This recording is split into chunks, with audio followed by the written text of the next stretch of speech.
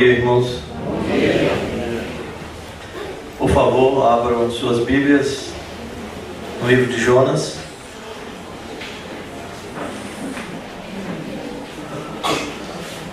Capítulo 3.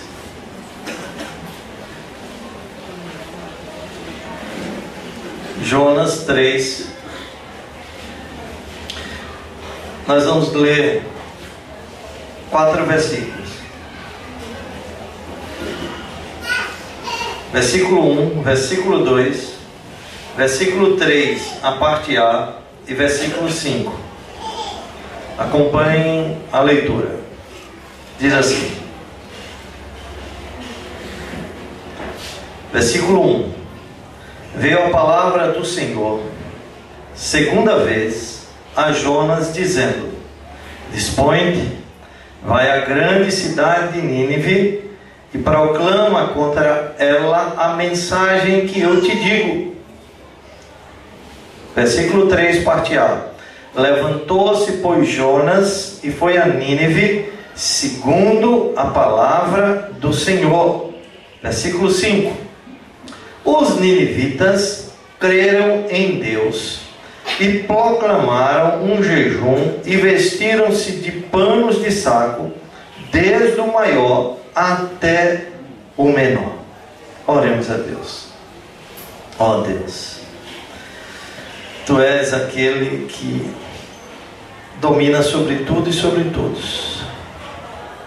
Tu tens domínio sobre a natureza, sobre os animais, mas acima de tudo, Tu tens domínio sobre os corações humanos. E como isso é claro, Senhor, na Tua palavra. Por isso, Senhor, nos rendemos aos Teus pés, sabendo que Tu és conhecedor dos corações, que Tu sabes todas as nossas fraquezas, toda a nossa desobediência diante de Ti. Nós suplicamos a Tua ajuda. Ajuda-nos, Senhor, na nossa fraqueza. Aumenta a nossa fé, para confiarmos em Ti, para confiarmos naquilo que Tu nos ordena fazer. Peça, Senhor, o que Tu quiseres de nós, mas nos capacita a fazer tal coisa, porque reconhecemos que sem Ti nada podemos fazer. Graças nós Te damos pela Tua soberania, pelo Teu poder, pela Tua graça irresistível em nossas vidas. Porque se não fosse por ela, nós não estaríamos onde estamos hoje. É ela que nos sustém. E como diz a Tua palavra, ela é melhor do que a vida. Dai-nos, Senhor, entender isso, experimentar isso, viver isso, em nome de Jesus. Amém. Amém.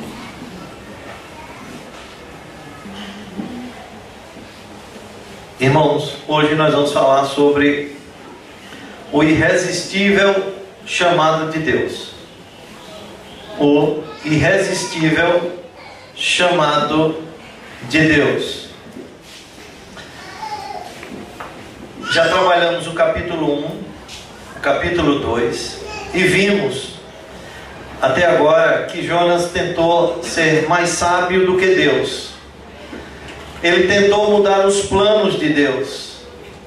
O Senhor diz para Jonas: dispõe-te, vai à grande cidade de Nínive e clama contra ela, porque a sua malícia subiu até mim. Lá no capítulo 1, versículo 2. Ele, porém, em lugar de ir para Nínive, como o Senhor ordenou, rebela-se e vai para Tarsis, fugindo da presença do Senhor. Capítulo 1, versículo 3. Jonas vai para Tarsis, fugindo do seu chamado. Mas Jonas não vai concretizar o seu propósito de chegar a Tarsis. Deus não muda sua vontade só pelo fato de Jonas não gostar dela. A rebeldia de Jonas não será capaz de frustrar os planos de Deus. Vejam só o que o Senhor vai fazer com Jonas. capítulo 2, versículo 10. Nós paramos aí ontem. Falou, pois, o Senhor ao peixe, e este vomitou a Jonas na terra. Que terra? Na praia de Nínive. Exatamente onde ele devia pregar a palavra. E o que é que faz Jonas? Versículo 3, agora, parte A. Levantou-se, pois, Jonas, capítulo 3, versículo 3, né? Levantou-se, pois, Jonas e foi a Nínive, segundo a palavra do Senhor. De forma surpreendente, Nínive, conforme diz aí o versículo 3, cidade muito importante para Deus, é convertida. Preste atenção. Desse modo, o propósito de Deus mostra-se irresistível na vida do pregador que é chamado para proclamar a sua palavra. Olha lá Jonas em Nínive proclamando a palavra. O propósito de Deus se tornou irresistível na vida daquele que foi chamado a proclamar a palavra. E olhe lá, a cidade de Nínive convertida. O propósito de Deus também se mostra irresistível na vida do pecador chamado para receber a sua palavra. E é isso que nós vamos ver nesta manhã. Esses dois lados da graciosa e irresistível chamada de Deus. Em primeiro lugar, vamos ver a graça irresistível manifesta na vida do pregador. Na vida do pregador. Como eu disse, Jonas abandonou sua missão, mas Deus não abandonou o propósito de levar Jonas a cumprir o seu mandato. Capítulo 3, versículo 1 e 2. Vejam o que diz. Veio a palavra do Senhor, todos agora. Segunda vez a Jonas, dizendo: dispõe-te, vai à grande cidade de Nínive e proclama contra ela, escute só, a mensagem que eu te digo. Nada mudou, Jonas, 0-0. Estamos começando o jogo. A mensagem que eu te digo, aquela mesma que eu te disse antes de você embarcar naquele navio. Essa mesma mensagem você vai proclamar em Nínive. Irmãos, Jonas fracassou na sua primeira missão, mas Deus lhe oferece uma segunda chance. Segunda vez, diz o texto, como se nada tivesse mudado desde que Deus o chamou inicialmente para ir a Nínive. Que maravilha! Deus responde ao grande pecado com grande graça. Ele dá uma segunda chance a Jonas. Irmãos, é maravilhoso ver que Deus não guarda rancor. Notem que Deus não recordou a Jonas o seu fracasso. Tampouco chamou a atenção fazendo-lhe ameaças. Obrigado.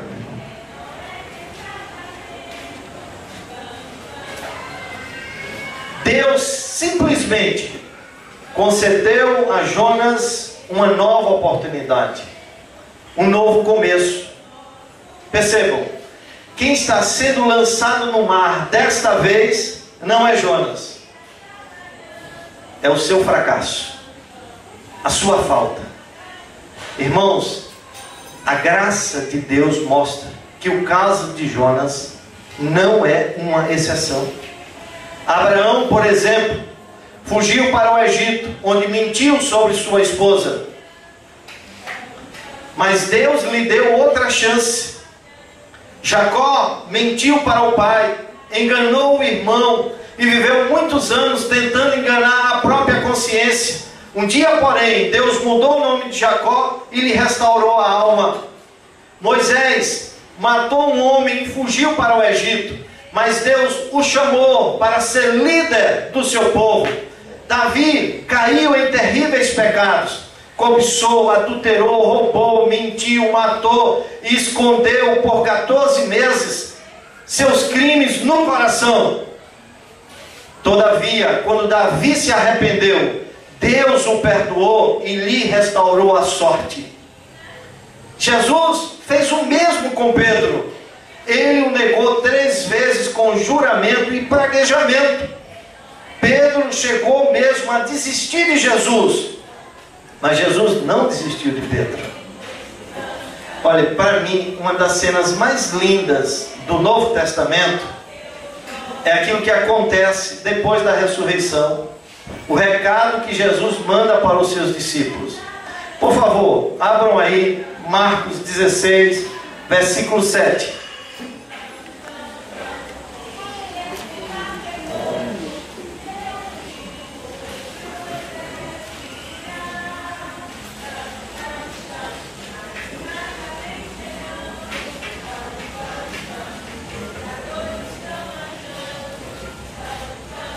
Quando Maria Madalena e Salomé vão completar a obra, né,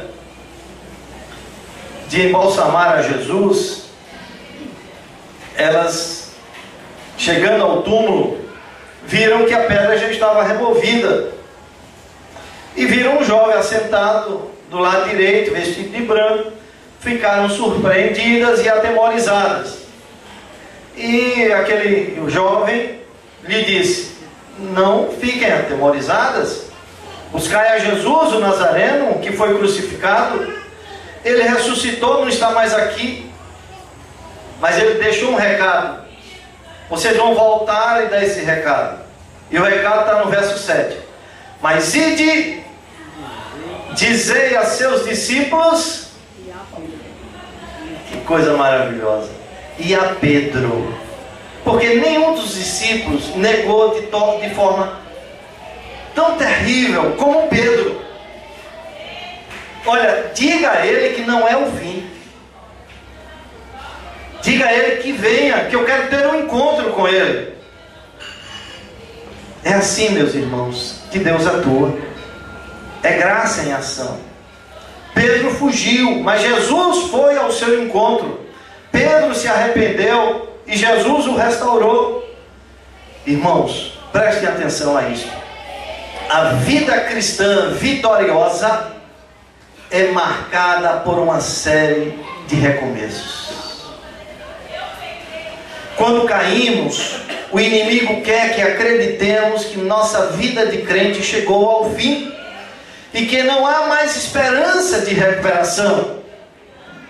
Mas nosso Deus é o Deus das segundas chances. Muitas vezes, à semelhança de Jonas, erramos tomando o navio para Tarsis. Colocamos os pés na estrada da desobediência. E depois procuramos abafar a voz que clama na nossa consciência. Mesmo diante das variadas providências divinas, endurecemos nosso coração como o de Jonas.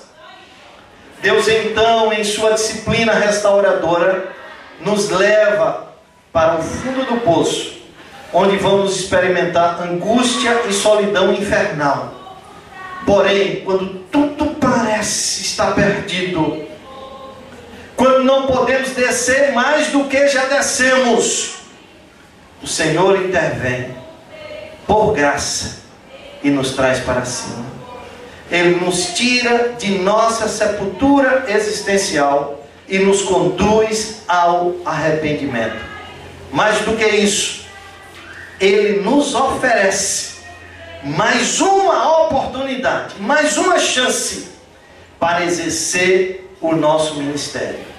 Seja em nossa casa, se falhamos com os nossos filhos, se falhamos com o nosso cônjuge, seja na igreja, se falhamos com os nossos irmãos, seja no nosso trabalho, seja neste mundo, Ele tem um ministério para cada um de nós, Ele tem um chamado para cada um de nós. E se falharmos, Ele nos oferece, por graça, uma segunda chance. Assim como o filho pródigo recebeu uma nova chance de recomeçar a vida na casa do Pai, assim também Deus nos acolhe e nos abraça, mesmo depois das nossas vergonhosas quedas. Ele nos perdoa e nos restaura. Em vez de esmagar-nos por causa dos nossos fracassos, Deus nos ensina através deles. Isso é graça, graça maravilhosa em ação. Aqui, meus irmãos, nós vemos a total diferença entre o modo que o mundo opera e o modo como Deus opera. O mundo não tem nenhuma postura de graça com relação aos nossos erros. O pior de tudo isso é que nós, muitas vezes, em relação aos fracassos dos nossos irmãos, não temos o mesmo sentimento de Deus. Temos o sentimento do mundo. Ficamos destituídos de graça. Então prestem atenção. Prestem atenção nisso. As pessoas sem Deus, que você relaciona-se no mundo, os ímpios, pessoas que você se doa de todo o seu ser, pode ser filho, pai, mãe, parente qualquer, amigo, colega de trabalho. Escute, no dia que você falhar com uma delas, ela guardará ressentimentos contra você de alguma forma. De algum modo, seus pecados lhe serão atribuídos. Ela vai guardar esse ressentimento em seu coração. Mas o Evangelho nos oferece uma coisa extraordinariamente diferente. 2 Coríntios 5, 18 e 19 diz que Deus nos reconciliou consigo mesmo por meio de Cristo e nos deu o ministério da reconciliação, a saber, que Deus estava reconciliando consigo o mundo, não imputando aos homens as suas transgressões. Através do Evangelho, escute isto, Deus colocou os nossos pecados sobre Cristo, não sobre nós. Então ouça essa maravilha.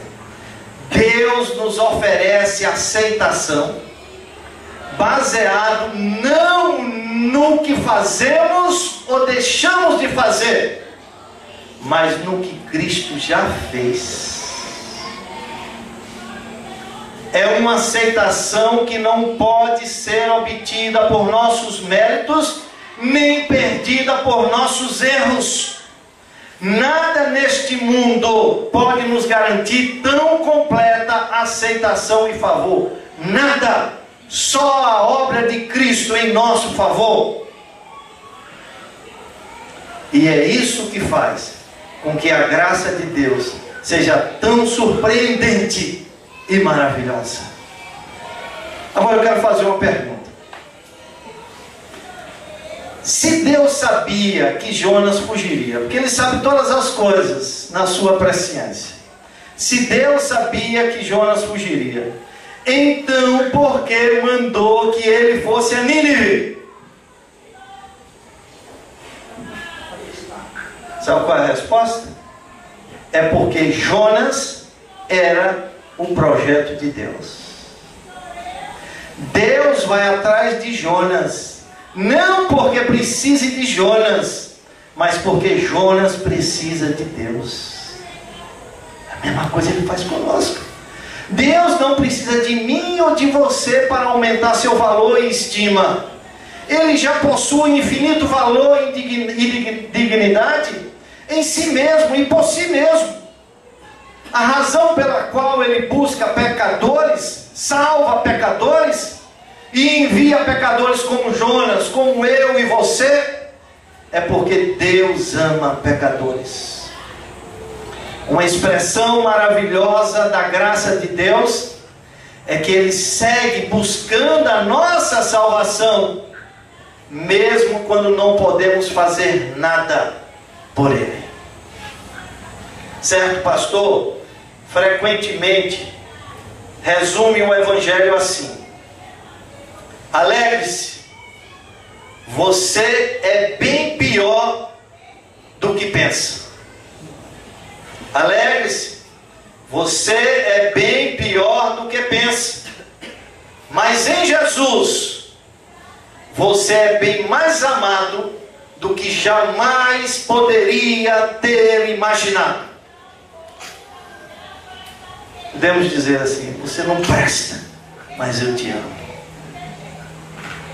Muito mais do que você imagina. Leia mais uma vez comigo o versículo 3, parte A.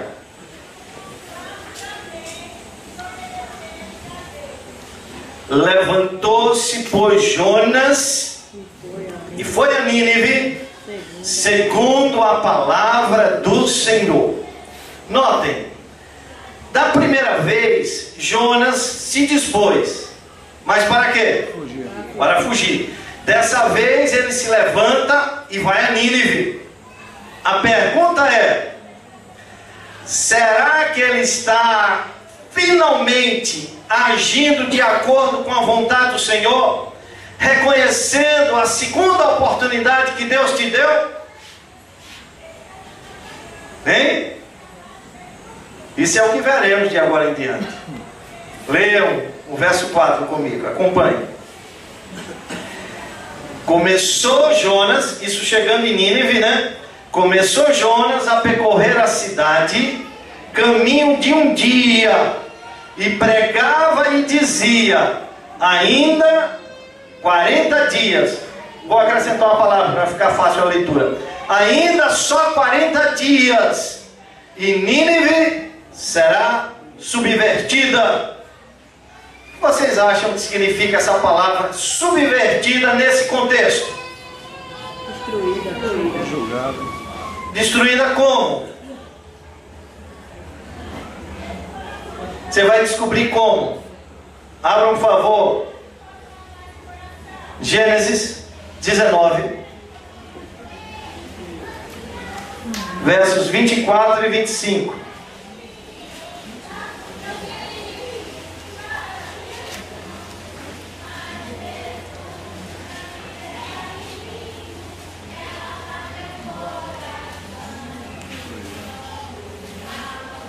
Vou ler o 23 para citar. Saía o sol sobre a terra quando Ló entrou em Zoar. Então fez o Senhor chover enxofre e fogo da parte do Senhor sobre Sodoma e Gomorra, e subverteu aquelas cidades. Já sabe o que significa, né? Qual foi a mensagem de Jonas? Só mais 40 dias e Nínive será reduzida ao pó e às cinzas. Fogo do céu vai descer sobre esta cidade pelo terrível julgamento de Deus. Queridos, prestem atenção. Jonas sabe o peso bíblico que o número 40 carrega. Por 40 dias as chuvas do juízo caíram nos dias de Noé para eliminar a perversidade da vida humana da face da terra. Está lá em Gênesis 7:12. 40 anos no deserto foi a punição de Israel por sua obstinada incredulidade depois que Deus o libertou do Egito. Números 14, 32 a 35. 40 açoites foi o castigo ordenado por Deus para um homem culpado, sentenciado a ser açoitado. Jonas sabia. Quando Deus disse só mais 40 dias, Deus estava falando sério. Nínive está julgada. A Assíria finalmente cairá. Irmãos, digno de observação é que, embora Jonas tenha se sujeitado à instrução de Deus para ir a Nínive, ele ainda não tinha mudado o seu coração. Ele foi apenas para evitar a disciplina de Deus. Jonas é como o irmão mais velho do pródigo. Obedece por obrigação e não por prazer. Sua obediência é compulsória e não voluntária. Ele prega, escute só, mas prega sem amor. Esse é o risco para qualquer pregador. Prega, mas prega sem amor. Não havia compaixão em sua mensagem, nem lágrimas em seus olhos. Ele ainda é o profeta relutante que não diz aos ninivitas que há uma saída. Tudo que ele prega é julgamento, é juízo, é trevas. Não há nem menção da possibilidade de perdão, porque ele não queria que os ninivitas fossem salvos. Ele queria que eles morressem. Ele ocultou na sua mensagem o fato de que, embora os nossos pecados possam ir longe, a surpreendente graça de Deus vai ainda mais longe. Ele não disse nada disso. Ele queria a condenação irremediável de seus ouvintes e não a salvação deles. Jonas prefere a morte a ver seus desafetos salvos. Os sentimentos de Jonas são mesquinhos e indignos de um homem que foi arrancado há pouco das entranhas da morte. Ele foi alvo do perdão de Deus, mas nem cogita ver seus ouvintes receberem o mesmo perdão. Ele sabia se alegrar no favor de Deus, mas não queria ser instrumento da graça de Deus na vida de outros. Jonas prega um sermão de juízo sem abrir a janela da esperança. Ele pregou uma mensagem apenas pela metade. Ele trovejou a lei, mas não ofereceu a chuva restauradora da graça. Ele falou da ira de Deus, mas não da sua misericórdia. Ele pregou um sermão com apenas 7 palavras. Ainda 40 dias e Nínive será subvertida. Imagina essa cena. Ele ia ali andando na rua, amontoando-se as pessoas ao seu redor, e ele não dizia outra coisa senão isto: ainda 40 dias e Nínive será subvertida. Havia toneladas de condenação nessa palavra, né? Mas nenhuma grama de graça. A mensagem de Jonas foi de condenação incondicional e irrevogável. Seu desejo estava em descompasso com o plano de Deus, porque a Bíblia diz que Deus não tem prazer na morte do perverso, mas em que o perverso se converta do seu caminho e viva. Ezequiel 33:11. A mensagem de Jonas foi pregada sem compaixão, e no entanto ele havia experimentado o milagre da graça e da compaixão de Deus. Irmãos, escutem só. Jonas fez todo o possível para que a sua missão fracassasse. Apesar disso, a pregação de Jonas foi um sucesso tremendo. E ao segundo ponto: a graça irresistível manifesta na vida dos pecadores. Não é do pregador, mas dos pecadores. Irmãos, Jonas abandonou sua missão, mas Deus não. Vejam no verso 5. Os ninivitas creram em Deus. E proclamaram um jejum e vestiram-se de panos de saco, desde o maior até o menor. Notem que os ninivitas externaram sua tristeza interior pelo pecado. Através de quê? Através do jejum, da humilhação com pano de saco. No mundo antigo, esse era um meio comum de expressar tristeza, humildade e penitência. Eram as marcas do verdadeiro arrependimento. O arrependimento dos ninivitas foi unânime, desde o maior até o menor. Começou de cima para baixo, do rei até as crianças, desde os homens até os animais. Todos eles se prostraram em total humilhação diante de Deus. O próprio rei trocou seus mantos reais por pano de saco e se sentou no chão em meio ao pó e à cinza. Vejam o verso 6.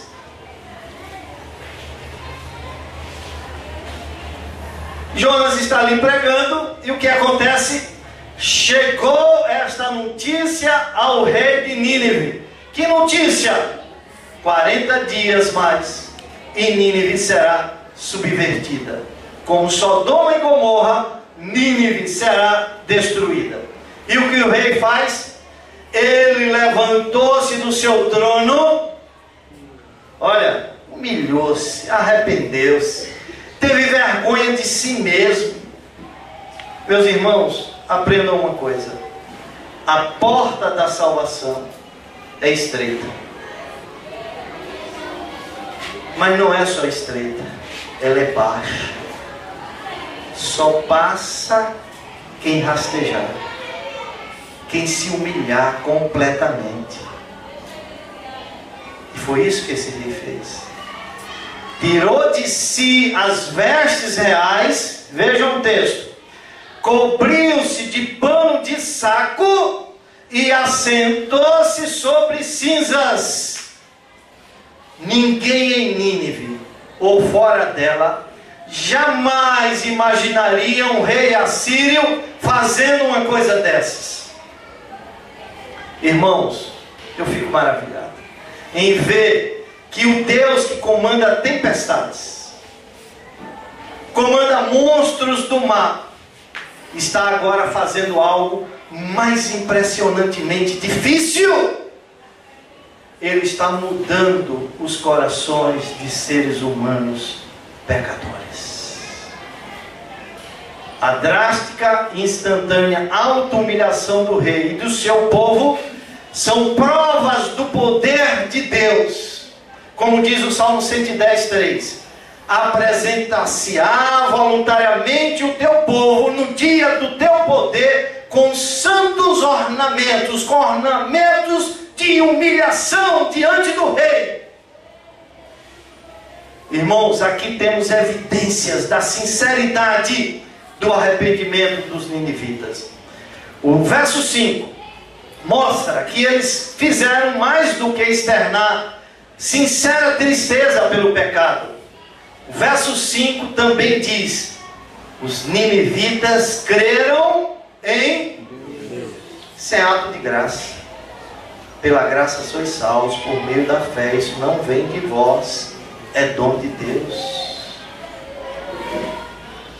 Jesus é o autor da fé e deu essa fé, a fé salvadora por graça, aos ninivitas. Percebam, é em Deus e não em Jonas que eles creem. Eles creem no que o profeta está dizendo. Nas palavras de Jonas, eles reconhecem a voz do Todo-Poderoso, exatamente como deveria acontecer com todos os mensageiros de Deus. Agora vejam, o que eu acho fantástico é que Nínive converteu-se a Deus não por causa de Jonas, mas apesar de Jonas. A missão de Jonas jamais teria sido um sucesso se dependesse dele. Ele não queria ver ninivita algum salvo, e todos eles se converteram a Deus. Deus em Nínive realizou o maior milagre evangelístico da história, não por causa do evangelista, mas apesar dele. Vejam, irmãos, como os caminhos de Deus são perfeitos, como o seu propósito é vitorioso, como a sua vontade é soberana, como a sua graça é irresistível. Interessante. A maioria dos pregadores trabalha duramente para obter bons resultados. Jonas, porém, trabalhou duro, mas para não ter bons resultados. Mas ele teve sucesso apesar da sua atitude. Por quê? Sabe por quê? Porque nenhuma motivação humana pode obstruir o propósito divino. Deus age por nosso intermédio, age sem nós e apesar de nós. Se dependesse de Jonas, nenhum ninivita se converteria. Mas para seu desgosto, todos passam a crer em Deus e se arrependem de seus maus caminhos e da violência de suas mãos. A causa da vitória não estava em Jonas, mas em Deus. Jonas pregou juízo e o povo clamou por misericórdia. Ele pregou a condenação e Deus ofereceu perdão. Seus sentimentos foram suplantados pela misericórdia divina e suas motivações vencidas pela graça de Deus. Vejam como a graça de Deus é poderosa. O sermão de Jonas, embora desprovido de graça, produziu o maior resultado que se tem notícia na história. O que aconteceu em Nínive faz o dia de Pentecostes parecer pequeno. Alguns milhares se voltaram para Deus no dia de Pentecostes, com toda aquela ação poderosa ali do Espírito. Mas várias centenas de milhares se converteram em Nínive. Tem ideia de quantos se converteram com a pregação de Jonas? 7 palavrinhas? Tem ideia?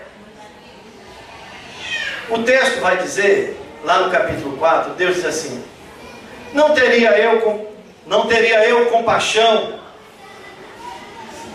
de 120 mil pessoas que não sabem discernir entre a direita e a esquerda? Mas não eram apenas 120 mil. A maioria dos escritores diz que esse texto refere-se apenas a crianças, as crianças. Na verdade, Nínive era a maior cidade. E com os seus arredores, tinha no mínimo 600 mil habitantes. Segundo os historiadores, 600 mil pessoas convertidas de uma só vez com uma mensagem desta. Jamais algo semelhante havia acontecido e jamais voltou a ocorrer. A resposta à pregação de Jonas foi imediata e retumbante.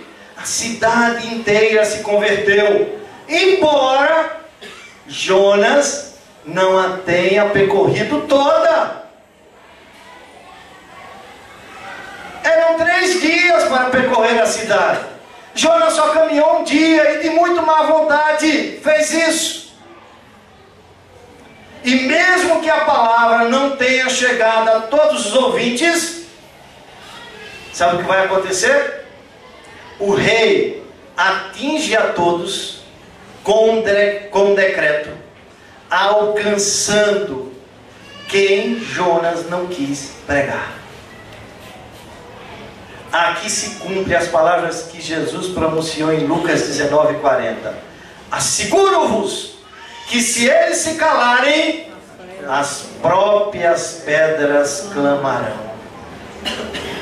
mesmo ouvindo a mensagem de segunda mão, indiretamente, todos, sem exceção, se humilharam em extremo debaixo da mão de Deus e confessaram seus pecados com oração, abandonando-os. Vejam isso no verso 7.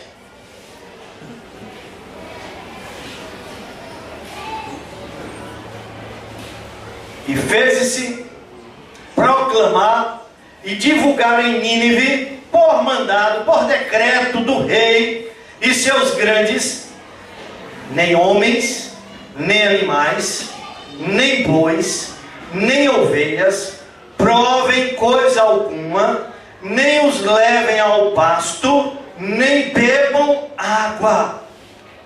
Meus irmãos, imagine a cena agora. Todos esses animais com fome e sede. Por que isso? Os gritos e gemidos dos animais com fome e sede deviam lembrar aos seus donos que eles também deviam clamar a Deus. Quando o rei estabeleceu o jejum para os animais, ele esperava que os homens fossem sinceramente instigados por esses meios a reconhecer a ira de Deus e sentir um temor maior, e ficassem mais dispostos e melhor preparados para buscar o perdão e se converterem dos seus maus caminhos e da violência que havia em suas mãos. Vejam agora o verso 8. Não dê comida a esses animais, mas sejam cobertos de pano, de saco, tanto os homens como os animais. Olha, irmãos, devido à ignorância sobre o que fazer, eles fazem até que os seus animais se arrependam. Na verdade, eles estão tentando fechar todas as brechas. Por outro lado, nós sabemos que o bem-estar dos animais dependia do arrependimento do povo. Porque se o povo não se arrependesse, os animais morriam juntos. E o texto diz: e clamarão fortemente a Deus, escutem agora, e se converterão cada um de seu mau caminho e da violência que há nas suas mãos. E foi isso que realmente aconteceu. A conversão dos ninivitas foi demonstrada pelo abandono imediato de seus maus caminhos. Naum, escrevendo, diz que ali era cidade de feitiçaria, cidade de idolatria, cidade de prostituição, cidade de perversão, cidade de crueldade, cidade de maldade. E eles abandonaram todos esses pecados, e uma renúncia imediata e definitiva da violência. Como eu disse no início, a Síria tinha uma crueldade legendária, a ponto de, quando eles estavam prestes a invadir uma cidade, as pessoas cometeram suicídio coletivo para não caírem em suas mãos. Mas eles abandonaram tudo isso. E aqui vem uma lição, irmãos. Onde o pecado não é abandonado, não há evidência da conversão. Vejam só, o homem vem a Cristo como está, mas não permanece como está. O encontro com Cristo implica necessariamente imediata transformação. É impossível converter-se a Cristo e ainda permanecer no pecado. A conversão toca o ponto central da vida. Quando Zaqueu, que vivia roubando o povo, cobrando impostos abusivos, se converteu, foi o que ele fez? Resolveu dar a metade dos seus bens aos pobres e restituir 4 vezes mais a quem havia defraudado. Quando o violento carcereiro de Filipos foi convertido, O que foi que ele fez imediatamente? Passou a lavar os vergões de Paulo e Silas. Irmãos, onde não há evidência de santificação, não há prova de conversão. O convertido anda humildemente diante de Deus. A ordem do rei ao seu povo foi que todos deveriam se humilhar. Escute só, nenhuma exigência foi feita a Deus, nem pode ser feita. Sabe por quê, meu irmão? Porque Deus não tem obrigação de ser misericordioso. Sua obrigação é de ser justo. E se Deus aplicasse sua justiça, os ninivitas estariam subvertidos. O pecador merece o castigo, o juízo e a condenação. O pecador não tem nada a exigir, mas a suplicar. Uma pessoa convertida, uma pessoa arrependida, é revestida de humildade, não de arrogância. Vejam o verso 9, palavras do rei.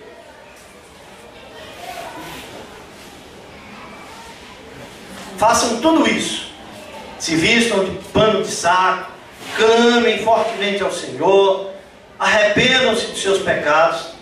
Aí o texto diz, olha, quem sabe se voltará a Deus e se arrependerá, e se apartará do furor da sua ira, de sorte que não pereçamos. Esse versículo aqui resiste a uma oração tão ou mais profunda do que a de Jonas no ventre do peixe. Ele manifesta, em primeiro lugar, convicção de pecado, mas em segundo lugar, esperança de que Deus seja misericordioso, gracioso com suas vidas. Os ninivitas não se sentem no direito de reivindicar nada de Deus, mas esperam na sua misericórdia, esperam na sua graça. Irmãos, essa é a oração que Deus ouve, a semelhança da oração do publicano. Ó Deus, se propício a mim, pecador. Os ninivitas reconhecem que Deus não tem nenhuma obrigação de perdoá-los. No entanto, manifestam a esperança de que desvie deles a sua ira e mude de ideia a respeito deles. Foi o que realmente aconteceu. Foi o que acabou ocorrendo. Vejam no verso 10. Viu Deus o que fizeram, como se converteram do seu mau caminho. Que maravilha! E Deus se arrependeu do mal que tinha dito que lhes faria e não fez. Não foi Deus que mudou, irmãos. Quem mudou foi eles. É como a água não muda. A água que endurece a batata é a água que amolece o ovo e que derrete o pó. Na medida em que eles mudaram, o juízo de Deus mudou sobre eles. E é lógico que eles só mudaram por graça de Deus. Foi Deus que deu a fé para que eles mudassem. Essa fé já estava decretada por Deus desde a eternidade. Assim como também o arrependimento, foi Deus que os concedeu. Irmãos, esse é o momento mais alto do livro de Jonas. Aqui encontramos a mensagem mais agradável e ao mesmo tempo a que nos permite entender toda a má disposição de Jonas. Aqui também temos a notícia mais esperançosa que o homem pode ouvir. Deus perdoa o pecador arrependido. Toda a comoção de Nínive não passou despercebida aos olhos de Deus. Viu Deus o que fizeram, todo aquele arrependimento, todo aquele clamor. Agora vem a prática. E como se converteram do seu mau caminho. Irmãos, aprendam uma coisa: Deus a tudo vê. Primeiro, Deus vê a maldade dos ninivitas e envia Jonas para diverti-los. Segundo, Deus vê a rebeldia de Jonas e envia a tempestade e o peixe para pegá-lo. Terceiro, Deus vê a oração de Jonas no ventre do peixe e liberta-o. Quarto, Deus também vê o arrependimento e ouve o clamor dos ninivitas. Por fim, Deus salva-lhes a alma. Percebam, nada passa despercebido aos olhos de Deus. Seja o nosso pecado ou o nosso arrependimento sincero. O Deus que enviou uma palavra de juízo e condenação contra a cidade maligna é o mesmo Deus que tem compaixão quando esse povo se arrepende e se humilha. Desde o início, o projeto de Deus era a salvação de Nínive, era a redenção de Nínive. Mas a justiça de Deus haveria de prevalecer enquanto houvesse idolatria, perversão, maldade. Não havia espaço para a misericórdia. Mas agora Deus viu o coração daquele povo que verdadeiramente se arrependeu, convertendo-se dos seus maus caminhos e da violência das suas mãos. Deus então suspende o castigo que estava prometido e oferece misericórdia. Irmãos, se o pecado provoca a ira de Deus, o arrependimento desperta sua compaixão, sua misericórdia. Deus não despreza um coração quebrantado. A sua misericórdia vê o arrependimento e responde a ele com a suspensão do juízo. Deus se arrependeu do mal que lhes tinha dito que lhes faria e não o fez. E eu quero concluir com duas aplicações. Uma para aqueles que já são crentes e outra para aqueles que ainda não foram alcançados pelo Evangelho da Graça. Primeiro, quero falar para os crentes. Meu irmão, minha irmã, Deus não desistiu de você. O chamado que um dia Ele fez a você permanece. Não sei quantas vezes mais Ele lhe chamou. Se mais uma, duas, 3 ou 10. Uma coisa eu sei: Ele vai continuar insistindo com você. E a ordem de Deus para você é: não fuja mais. Obedeça hoje. Ouça, Deus não vai chamar outro para o lugar que é seu. Ele poderia ter colocado outro no lugar de Jonas. Se eu tivesse no lugar de Deus, eu não daria uma chance a Jonas, uma segunda chance. Um homem tão obstinado daquele, tão teimoso. Mas Deus disse: esse lugar, Jonas, é seu e de mais ninguém. Só você vai fazer isto para mim. Deus não vai chamar outro para o lugar que é seu. Ele escolheu você. Sim, você. Ele conhece os seus defeitos. Ele conhece suas fraquezas, suas deficiências. Mas quando Ele lhe chamou, Ele já sabia tudo isso. E mesmo assim, Ele decidiu lhe chamar. O escolhido foi você. Ele lhe criou, lhe sustentou e vai lhe capacitar a obedecer à sua vontade. Aquele que começou a boa obra é fiel para completá-la. Creia nisso. Creia neste momento. Deus está pronunciando o seu nome. E mais uma vez, a palavra do Senhor veio a você, como veio a Jonas. Não é sem razão que você está aqui. Esta é a praia que o peixe te vomitou. Levanta-te, dispõe-te e obedece ao Senhor com a disposição correta no coração. Agora eu tenho uma palavra para você, meu irmão. para você que não é crente. Meu amigo, minha amiga, creia que Deus é inquestionavelmente soberano. O que Deus quer fazer, Ele faz, e ninguém pode lhe deter a mão. Os ninivitas eram pessoas pagãs e viviam sem luz e sem santidade. Eles eram perversos, sanguinários e idólatras. Eles viviam sem esperança e sem Deus no mundo. Mas Deus os amou, enviou-lhes um mensageiro que pregou, e pregou de muito má vontade. E mesmo assim eles se arrependeram, creram na mensagem, creram em Deus e foram salvos. Ainda hoje, o método de Deus salvar o homem é o mesmo. A salvação não é uma conquista do homem, mas um presente de Deus. A salvação não é resultado do que o homem faz para Deus, mas do que Deus fez pelo homem em Cristo Jesus.